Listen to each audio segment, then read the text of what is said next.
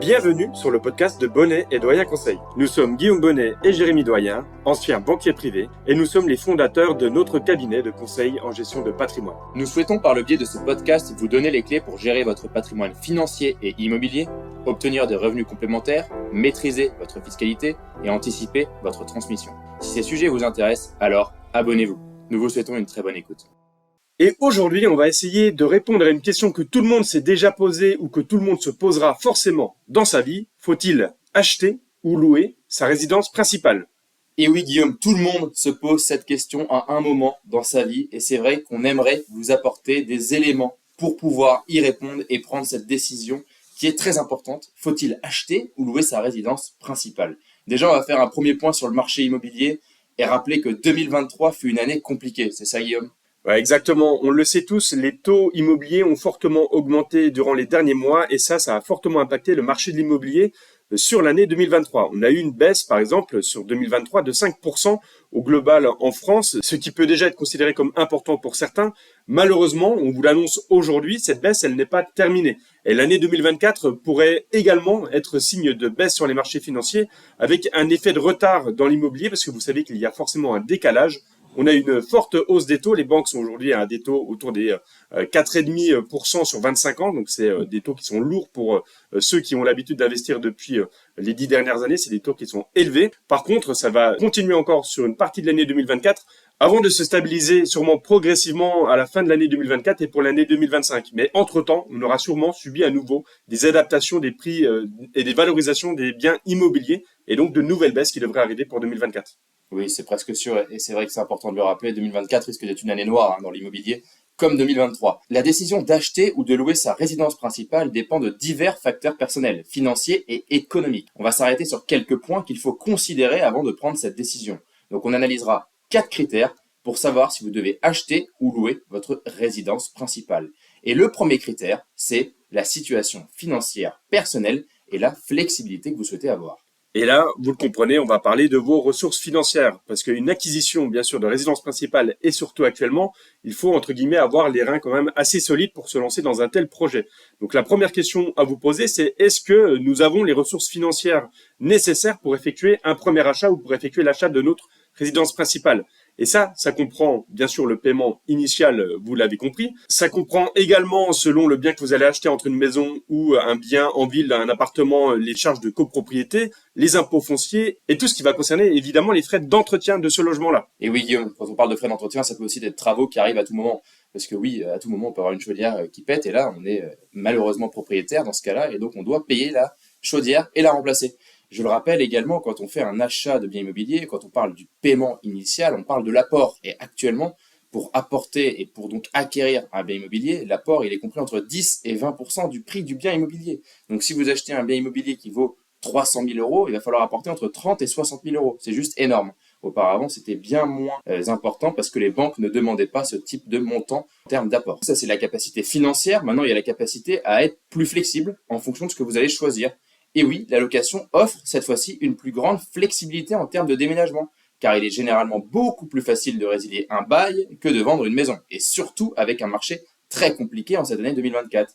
Donc là, il faut regarder les projets professionnels et les projets personnels, et il faut vraiment se projeter sur le long terme. C'est important, quand on veut acheter une résidence principale, de se projeter sur le très long terme. On y reviendra dans le critère numéro 3, mais le long terme, aujourd'hui, est essentiel pour faire une opération rentable en termes d'acquisition de la résidence principale. Maintenant, Guillaume, je pense qu'on peut passer au deuxième critère, qui est la stabilité et la planification à long terme. On vient d'en parler un petit peu, réétudions ce critère. Oui, justement, là, Jérémy, c'est là où on retrouve, entre guillemets, cette obligation de stabilité, que ça soit professionnel ou personnel, parce que quand on va investir, effectivement, on va prévoir de rester sur la région et sur la ville où on va investir pendant une longue période. On en parlera justement de cette longue période, effectivement, dans notre épisode du jour.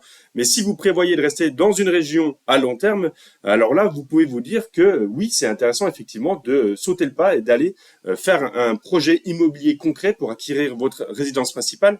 Mais si vous n'avez pas cette certitude de vous dire je reste au moins pour 10, 15, 20 ans selon la ville où vous êtes et selon les prix de l'immobilier et que vous êtes plutôt susceptible de devoir déménager dans les prochaines années, là, la réponse, elle est beaucoup moins évidente évidente en ce qui concerne l'acquisition de la résidence principale.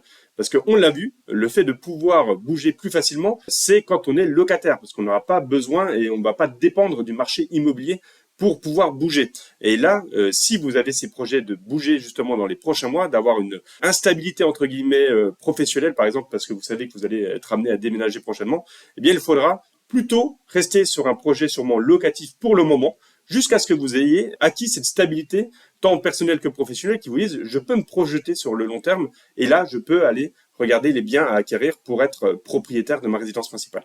Et oui, car à l'époque, c'était facile. On se disait, bah tiens, on va acheter en 2020.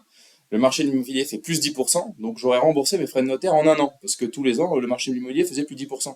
Aujourd'hui, le marché de l'immobilier fait moins 5%. Donc si vous payez les frais de notaire 10% et que derrière, vous avez 5% de baisse, ça vous fait 15% que vous perdez si vous voulez revendre la maison très rapidement.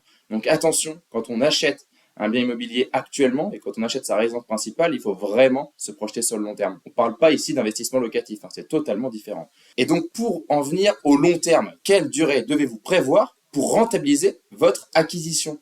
Et oui, Jérémy, on a parlé plusieurs fois du fait de devoir se projeter sur le long terme, mais concrètement, qu'est-ce que ça veut dire ça? Est-ce qu'on a des chiffres à l'appui? Eh bien oui, il y a Meilleur Taux qui a fait une étude concrète sur la durée nécessaire pour rentabiliser l'acquisition d'une résidence principale. Et là, on vous donne le chiffre national, ça va dépendre ensuite des villes, mais au national, il faut 15 ans et 6 mois en moyenne pour rentabiliser l'acquisition de votre résidence principale. Donc vous comprenez maintenant quand on vous parle de long terme, c'est au minimum 15 ans en moyenne en France pour que ça soit rentable. Si vous avez des projets, par exemple, dans 5 ans, dans 7 ans, dans 8 ans, à ce moment-là, ce n'est pas rentable d'acquérir votre résidence principale et il vaut mieux opter pour la location. Après, ça va dépendre, bien sûr, des villes. Il y a une disparité selon les prix, bien sûr. Oui, tout à fait. C'est vrai que dans les villes où il y avait une évolution très très forte des prix et avec la hausse des taux, cette durée s'est fortement allongée. On peut parler de Paris avec une durée qui est de 30 ans ou de Lyon avec une durée qui est de 22 ans et de Bordeaux à 22 ans. Au contraire, Marseille, c'est seulement 13 ans. Et pour donner d'autres exemples, par exemple, Le Mans et Reims, c'est 19 ans. C'est vrai que pour en savoir plus, vous pouvez tout à fait nous contacter et puis on a toutes les données à vous transmettre en fonction des villes. Mais sachez que vraiment cette durée s'est allongée parce qu'il y a 2 ans, en 2021, il fallait seulement 5 ans à l'échelle nationale pour rentabiliser son acquisition principale. Pourquoi? Je l'ai expliqué juste avant, parce qu'on avait cette évolution des prix potentielle dans les mois à venir. Aujourd'hui, on est plutôt dans une tendance inverse, les prix baissent dans toutes les régions de France, sauf cas particuliers comme dans le sud-est, c'est la seule région qui n'est pas trop impactée, mais le sud-ouest, le nord-ouest, le nord-est et Paris sont très très impactés au niveau des prix. On a eu des baisses sur Bordeaux qui sont de moins 8% l'année dernière, sur Lyon moins 9% et sur Paris moins 6%. Donc c'est quand même assez drastique. Il faut donc se projeter sur du plus long terme parce qu'en plus de ça, il y a eu des taux plus élevés. Donc c'est important de comprendre que voilà, vous devez vous projeter sur du long terme et vous devez avoir effectivement des projets professionnels et personnels qui vont avoir cette stabilité pour pouvoir vous permettre de se projeter sur du long terme. Et maintenant, on va parler du critère numéro 3 que tout le monde attend, c'est comment on calcule la rentabilité de son investissement pour savoir s'il est plus rentable d'acheter ou de louer sa résidence principale. Et ici aussi, il y a plusieurs critères à regarder quand on réfléchit à l'acquisition de sa résidence principale. Vous le comprenez très bien, quand on veut investir, on va d'abord regarder l'état du marché immobilier local. Dans la ville où on veut investir, on regarde si les prix sont plutôt élevés actuellement comparés à l'historique ou si on est plutôt sur des prix en baisse. Là, vous le comprenez, si on parle de la période actuelle, on vous l'a dit au début de ce podcast, on est sur des prix qui sont plutôt en baisse. On a parlé de 5% de baisse en 2023 à l'échelle nationale. Certaines villes sont allées plus loin que ça dans la baisse, d'autres moins. Mais ça veut dire que selon où vous êtes, vous allez peut-être avoir des très belles opportunités actuellement pour investir. Pour ça, il faut effectivement avoir également du cash. Il faut avoir un peu de liquidité. Vous l'avez compris également, on en a parlé. L'apport est devenu plus important. Mais si vous avez ces conditions qui sont réunies de votre côté, alors peut-être que vous pouvez aller essayer de négocier des prix très intéressants à l'acquisition pour faire une belle opération, ce qui permettra d'avoir une rentabilité in fine plus importante parce que vous avez fait le bon coup au bon moment et que vous pourrez peut-être négocier les taux en plus à la baisse dans les prochaines années.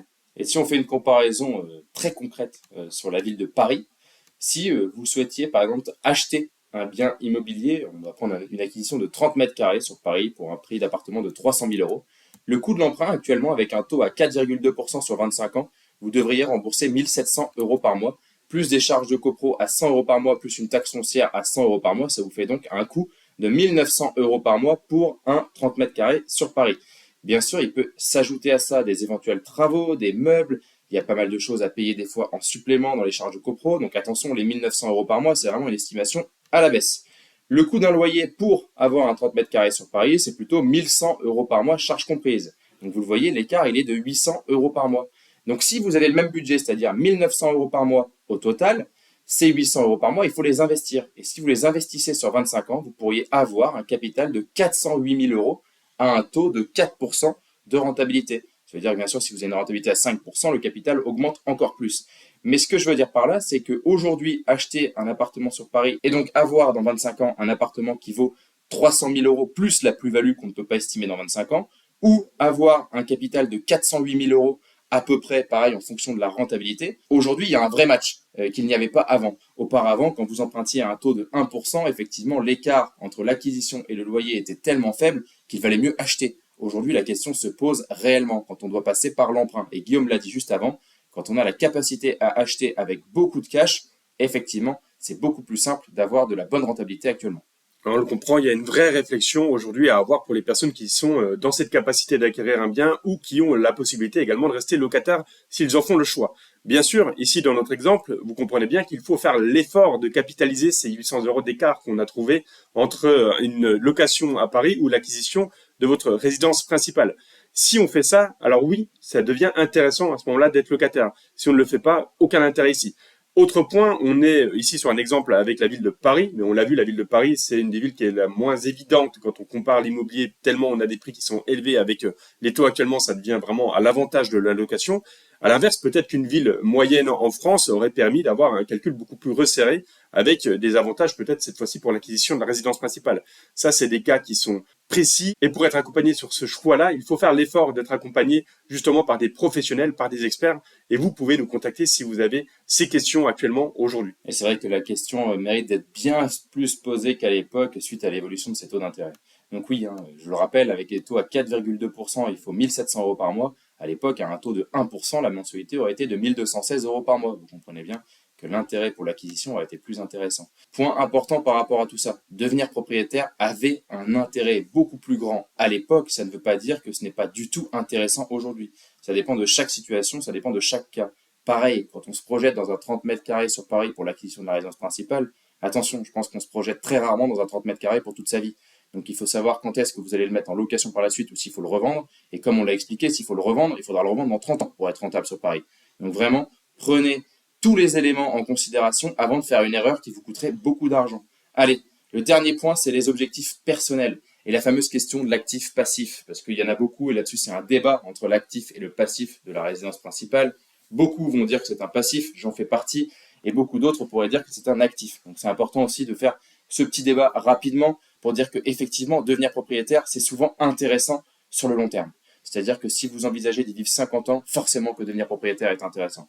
Par contre, si vous envisagez d'y vivre que 10 ans, là, la question, elle se pose réellement. Vous l'avez compris, il faut vraiment, vraiment, vraiment envisager le long terme. Et en plus de ça, si vous envisagez par la suite de devenir propriétaire pendant 50 ans et que vous envisagez de le transmettre, à ce moment-là, selon moi, c'est un passif pour vous car ça vous coûte de l'argent et ça deviendra un actif pour vos enfants. Et ça, c'est important de le comprendre. Je pense que c'est une réflexion à avoir quand on veut transmettre un patrimoine. Vous pouvez faire de votre passif un actif pour vos enfants. Je ne sais pas ce que tu en penses, Guillaume, sur ce sujet. Ouais, je suis tout à fait d'accord avec toi sur cette question-là. C'est la question que tout le monde s'est déjà posée. Est-ce que je dois en priorité acheter ma résidence principale ou privilégier d'autres types d'investissements?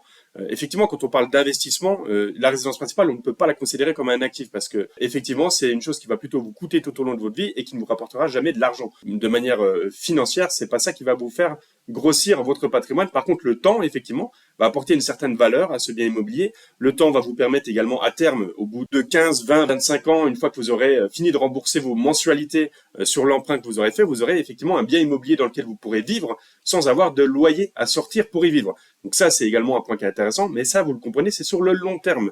Et effectivement, je suis d'accord avec toi, Jérémy, pour les enfants, là, ça devient un actif qui peut être transmis aux enfants et qui, pour les enfants, sera un actif qu'ils pourront soit utiliser également, soit revendre et avoir à ce moment-là un capital pour démarrer dans la vie active ou un capital tout. Oui, on est totalement d'accord. Donc en conclusion, vous avez compris que le temps est la clé quand on veut acquérir sa résidence principale. Je pense que si on devait vraiment faire le point là-dessus, c'est vraiment le temps qui fait gagner ou pas et qui vous fait que votre résidence principale sera une bonne acquisition ou pas.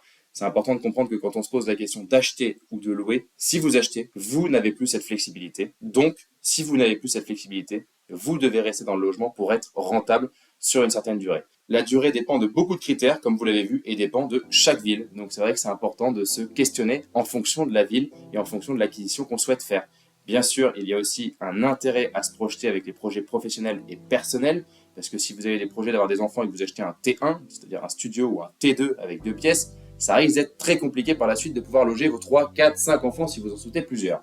Donc il faut vraiment réfléchir long terme. Le mot-clé, c'est le long terme sur ce sujet précis. Et si, pour le coup, vous êtes dans une situation où vous avez cette stabilité, où vous vous dites c'est le moment, je vais investir, et en plus en 2024 les prix vont baisser et donc je vais pouvoir profiter d'opportunités sur le marché immobilier pour acquérir ma résidence principale, vous pouvez aller écouter un autre épisode qu'on avait déjà fait avec une notaire qui avait répondu à toutes nos questions, c'est l'épisode 22, quelles sont les étapes clés à valider avec votre notaire avant l'acquisition d'un bien immobilier. Ça vous permettra d'avoir également toutes les clés pour commencer cet investissement et pour y réfléchir et pour sauter le pas en 2024. Et si vous avez apprécié ce podcast, n'oubliez pas de nous mettre un avis 5 étoiles, c'est ce qui nous aide à faire grandir le podcast et à avoir plus d'écoute.